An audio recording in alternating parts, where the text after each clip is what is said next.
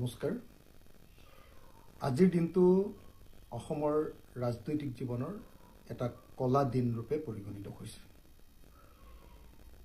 আজি ভাৰত জোড়ো ন্যায় যাত্ৰা ৰাহুল গান্ধীৰ ভাৰত জোড়ো যি ন্যায় যাত্ৰা সেই ন্যায় যাত্ৰাৰ ওপৰত যে আক্ৰমণ কৰা হ'ল অসমৰ জামুগুৰি ঘাটত যে আক্ৰমণ কৰা হ'ল এটো বৰ দুৰ্ভাগ্যজনক ঘটনা।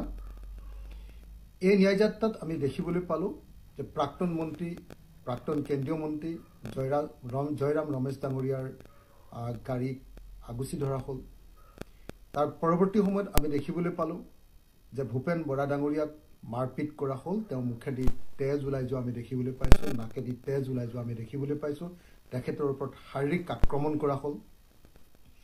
ৰাহুল গান্ধীৰ গাড়ী ৰখাই দিয়া হ'ল। আৰু এনেকৈ আমি দেখিবলৈ পালো যে এই গোটেই ন্যায় যাত্ৰাটোৰ ওপৰত এটা আক্ৰমণ নমাই আনিছে।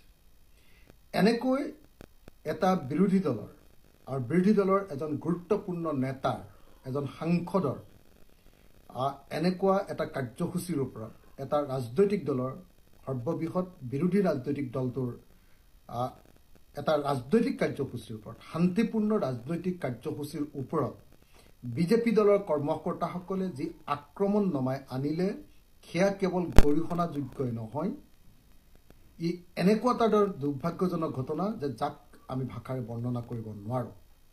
আমি এই ঘটনাক কেৱল নিন্দা কৰাই নহয়, আমি ইয়াক ঘৃণা কৰিছোঁ আৰু এই কামক জংগল ৰাজ বা হিটলাৰ ৰাজৰূপে আমি বৰ্ণনা কৰিব খুজিছোঁ।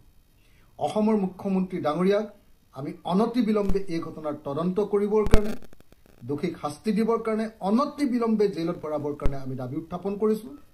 আৰু যদি এই কাম মুখ্যমন্ত্ৰী হিমন্ত বিশ্ব শৰ্মা ডাঙৰীয়াই তাৎক্ষণিকভাৱে নকৰে তেতিয়াহ'লে বুজিবলৈ বাকী নাথাকিব যে মুখ্যমন্ত্ৰীজনৰ নিৰ্দেশতে এই কাণ্ড সংঘটিত হৈছে। আৰু তেতিয়াহ'লে এইটো বুজিবলৈ বাকী নাথাকিব যে অসমত 100% এতিয়া হিংসাৰাজ চলি আছে। গতিকে অনতিবিলম্বে এই ঘটনাৰ তদন্ত কৰি দোষীক শাস্তি দি জেললৈ প্ৰেৰণ কৰিবৰ কাৰণে আমি দাবী জনাওঁ।